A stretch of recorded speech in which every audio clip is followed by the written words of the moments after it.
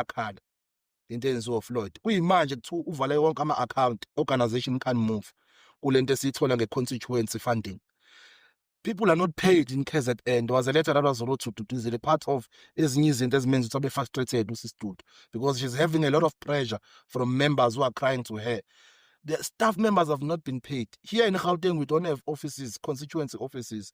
And now we're bordering on issue of non-compliance because I think from 1 March, there must be audits, the IEC audits, because we get constituency funding after the elections and so forth when we have members in parliament, in legislatures. As I'm telling you now, he's taken all the accounts and centralized it to himself. There are allegations surrounding his name on the mismanagement of funds of the organization. And all these things must be investigated.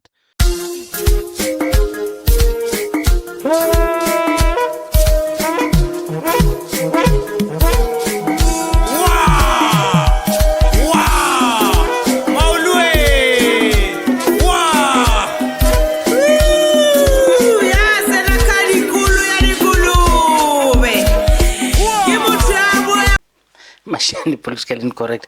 I really didn't want to do this video. I really wanted to concentrate on something else, but I mean, this thing just keeps coming, and comrades are calling me to say, Bashir, but why are you biased? Why don't you report on this because you've started this? Why don't you report on this because you started this? They said I'm under-reporting the letter from the private secretary from Leshona. Here's the letter. We spoke about it yesterday. They say I'm under-reporting on the letter. I don't know what am I supposed to do with the letter, because here's the letter.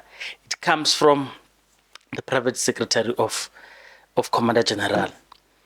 And so let's just juxtapose the letter and of course the interview from DJ Sbu, who's having a former MK youth.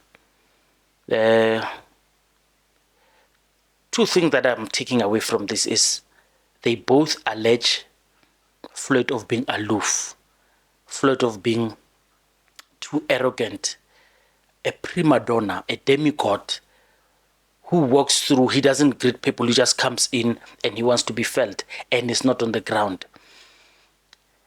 These allegations I've heard, number one, when he was in the EFF, and I heard them when he was in MK.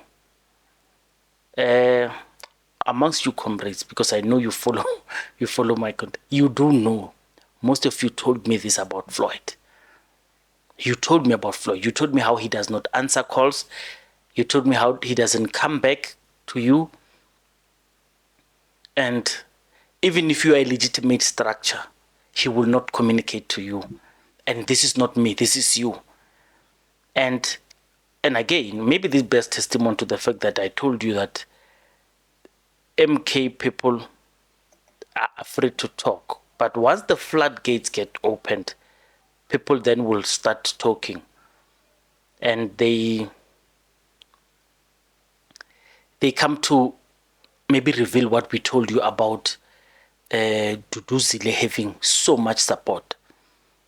So let's talk about the interview on DJ Sbu. Please, I'm not going to show you everything. At the end, I'm just going to show you snippets that I picked from TikTok. But I want you to go and listen to the full interview. And this is what I've had. This is the discussion points I drew from the interview, because I went to DJ Sbu, I listened to the full interview. I want you to do the same. But these are my takeaways. So, first thing that is topical here that I can quote on is, this one is glaring. Mafikizolo seems to be consistent with what Duduzile has wanted. Duduzile has wanted the protection of those who came early. And there are a lot of people who have been, of course, saying, because to me it's not new. Those who pretend it's new, this is how I told you that there are a lot more people in leadership who believe this thing of saying people are being given opportunities even when they came late. So let me just do this. I just want to show you something. Duduzile is protected by people in leadership inside MK. And I'll tell you why. They do not see, and this is in particular to that interview, they do not see anything wrong she did. This comrade who does not see anything wrong that was done at all. He doesn't see anything wrong. He says, well, I can understand that she was angry and she had to resort to this. But for her to be fired, for her to be disciplined, no, he doesn't even see that wrong. And on the flip side, and this is most important about the contradictions that I picked up in this interview, even though he laments the fact that people came in from other parties, he is calling Duduzane, the twin of Duduzile, to come in because he says he's not officially here. He wants him to come in. And he's giving a political answer to say any position is fine. But we know not every position is fine for Duduzane. We've spoken a lot in the podcast about how they want him in. And you thought I was bluffing. They want him in. Even though he comes from the Game Changers, which is a political party in its own, he does not mind Duduzane coming in. He's so eagerly waiting for Duduzane to come in to join his twin sister. So I want to ask you, isn't that a contradiction? Because they say, abanya kabu mafigizolo. And when the mafigizolo, they pick which mafigizolo they want. And then he also says he doesn't mind Mbuyiseni to come. No, I might be misquoting him there. I don't think he said so. But if he said, please watch and correct me. But he's vehemently talking about how he wants Duduzane to come back. He wants, maybe come back is the wrong word. He wants him to come and join. To come and join MK. And he speaks about a very organized group called the Mahonisi group. Mahonisi is a village where Floyd Shivambu comes from in Limpopo, Guyana. He speaks about that Mahonisi group. There was a clip at the very beginning in August 2024 that came out for whose boys were sitting outside. They were saying, EFF, we are following Floyd and we want to protect him. And F this EFF thing. So they are going there to protect him. Why? Because Floyd is one of their own. So they are going there to protect Floyd. And he says,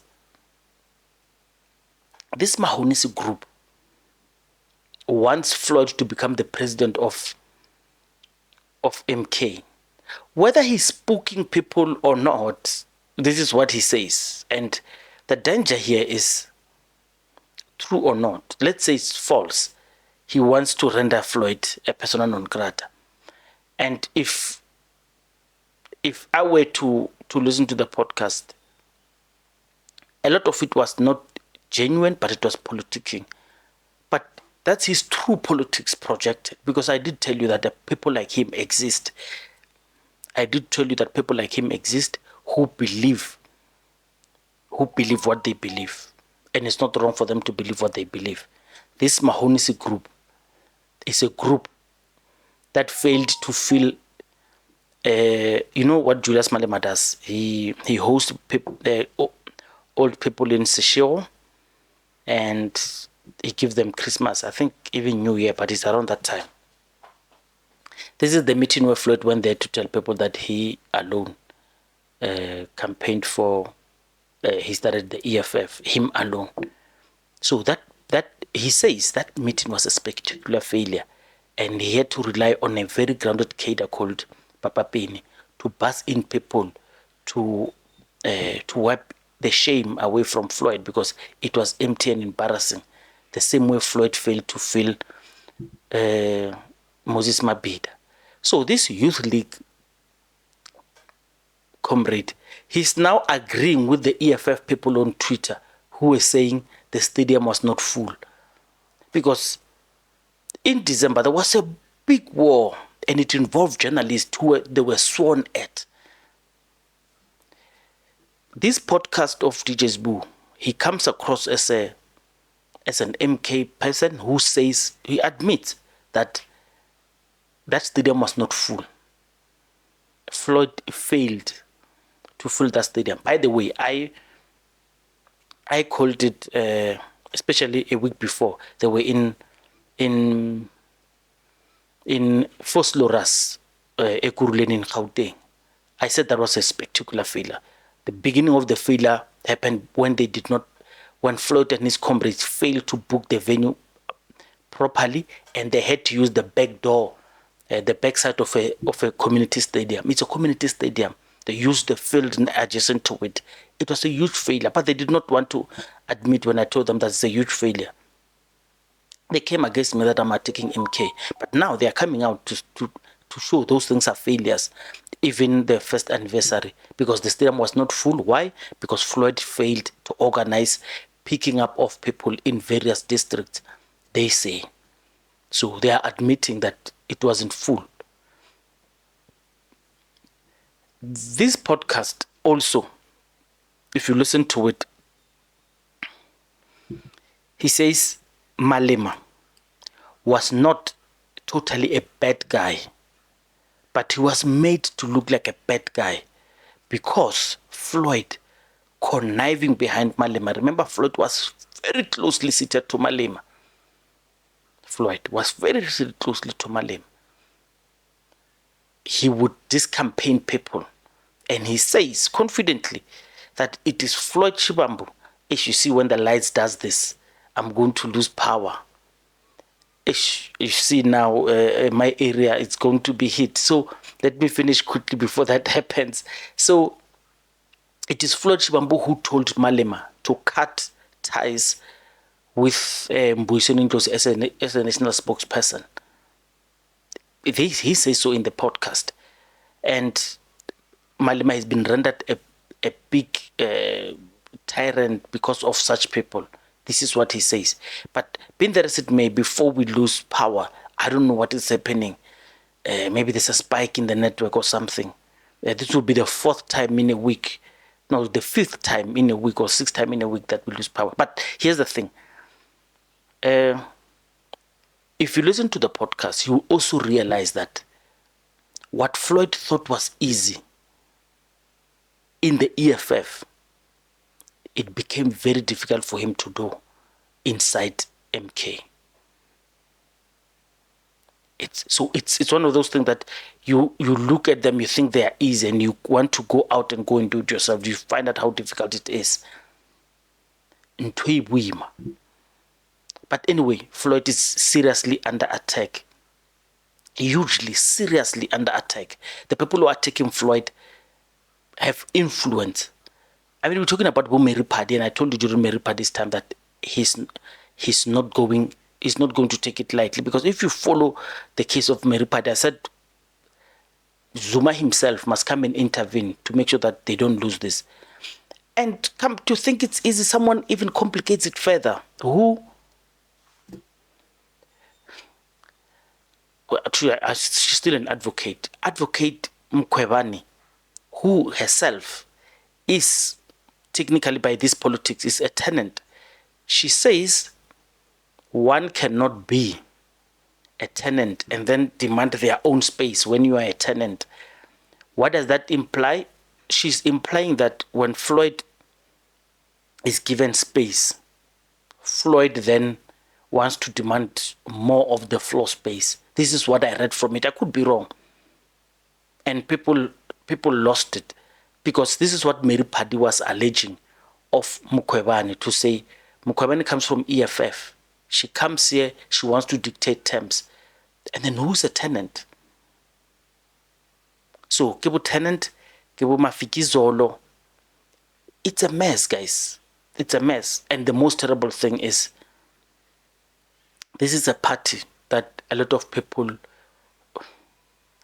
let me leave it at that, and allow you to watch the full podcast. And I'm going to show you the snippets of what the gentleman has said. And if you want to watch the whole thing, just go to DJ Sbu and go and watch it. Mashani Politically Incorrect. Thank you. Duduzile is one of the most loyal members of MK, who has been in the side of Ubabu President Zuma from the times of the unrest till the time of the announcement of Umkhonto. She has been there working on the ground, campaigning for the organization, ensuring that we got those number of votes that we got in May. So we don't believe that whatever she's crying for is something that must be dismissed or is something that is grounds for disciplinary action. In fact, ubaba Floyd Shivambu into efanele ayenze ukumbiza ahlale naye phansi baphuze itiye uSisiduduzile resolve whatever issues that are there. He must rise above the occasion. He must seek to be a unifier because he's the Secretary General, the engine of the organization. He must not be quick to want to suspend members, to expel members. Most of us in this content, we've made mistakes, but we've been forgiven. President Zuma is that kind of a character, kind of a leader. He's not vindictive. He gives you chances, he grooms you, he educates you, you know, not to destroy comrades like what Floyd is trying to do. Commander Papa Payne to intervene and fetch people there because Papa Payne is very grounded there in his village. He's a leader who's very respected in there. So he got people to go and attend that particular event of Floyd. So abantu sure ukuthi he has came to make so many changes. I mean, I've not seen the wow or whatever they say that he has done to Umkhonto. It's just like any other SG who has been there.